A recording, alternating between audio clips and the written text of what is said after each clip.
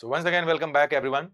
Story से English को सीखने और समझने का ये हमारा 20वां दिन है, जिसमें आज हम लोग चिंटू की कहानी को समझने वाले हैं।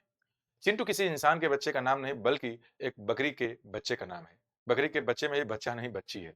आइए स्टोरी को समझते हैं। चिंटू एक छोटी बकरी की बच्ची है। एक बार वो खेलती है और खेलते कहीं दूर चली जाती है और खो जाती है। जब वो वापस घर आने को सोचती है तो उसको रास्ते में झाड़ी के पीछे एक बाघ दिखाई देता है। उस बाघ को देखने के बाद वो चिंटू डरती नहीं है, बल्कि जोर से चिल्लाती है और कहती है, हे बाघ, तू भाग मत। तू देर से आया है और तुझे खाने के लिए जो शेर मैंने बुलाया है वो भी आने ही वाला है।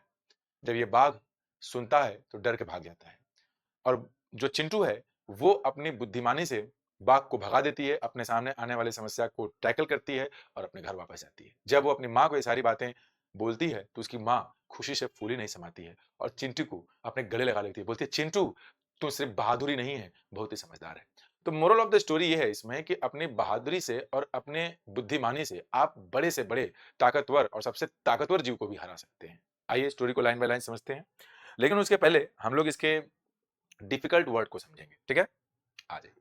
क्लेवर ये वर्ड पहले भी आया है, लेकिन फिर भी मैंने लिख दिया, चतुर या होशियार। हिल मतलब पहाड़ी और हिल्स मतलब पहाड़ियां। सडनली एक एडवर्ब होता है, इसका मतलब होता है अचानक से। हाइड का मतलब छिपना या छुपाना दोनों होता है। हाइडिंग उसका आईएनजी फॉर्म है। बुश मतलब झाड़ी। शाउट का मतलब शोर भी होता है, शाउट का मतलब शोर मचाना भी होता है। ये सेकेंड फॉर्म मान लीजिए चाहे थर्ड फॉर्म मान लीजिए, दोनों सेम है। इसका मतलब है चिल्लाया।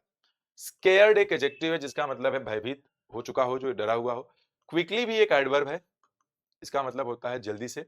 हग हग वर्ब होता है, इसका मतलब होता है किसी को गले लगाना, और इसका मतलब गले लगाया पास्ट है। विजडम समझदारी बुद्धिमानी। करेज साहस। डिफीट मतलब किसी को, डिफीट का मतलब हार भी होता है, डिफीट का मतलब हराना भी होता है, यानी जो डिफीट है वर्ब भी है और नाउन भी है। आइए लाइन बाय लाइन स्टोरी को समझते हैं। चिंटू, जैसा कि मैंने पहले ही बता दिया कि एक छोटी बकरी की बच्ची है। चिंटू सब्जेक्ट है। वॉज अ लिटिल गोट, वो एक छोटी बकरी है।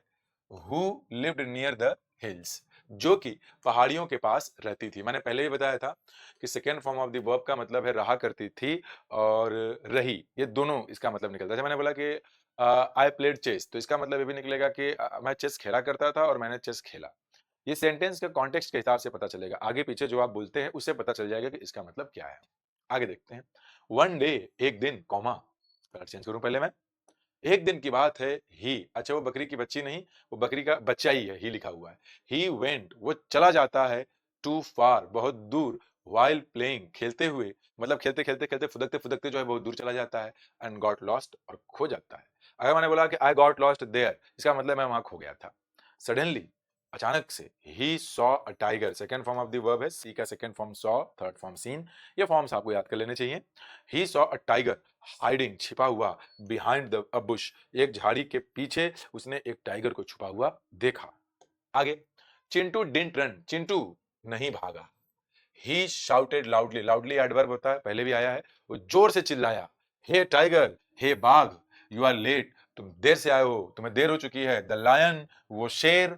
आई कॉल्ड, जिसको मैंने बुलाया था, टू ईट यू, तुमको खाने के लिए, is already on the way, वो आने ही वाला है। ऑन द वे का मतलब रास्ते में है, मतलब जल्दी ही आ रहा है और तुमको निपटाएगा। द टाइगर गॉट स्केयर्ड, जो शेर था, वो शेर बोल रहा हूं, बाघ था, वो डर गया। And ran as fast as he could, और भागा जितनी तेजी से वो भाग सकता था। ये स्ट्रक्चर मैंने पहले ही बताया था कि एज एज का यूज हम सिमिलरिटी के लिए करते हैं। मैंने बोला अगर वो उतना ही तेज है जितना कि तुम, तो he is as fast as you are. वो उतना ही तेज, सॉरी, वो उतना ही लंबा है जितना कि तुम। He is as tall as you are, तो वही एडजेक्टिव एडवर्ब बीच में एज करके लगा देते हैं।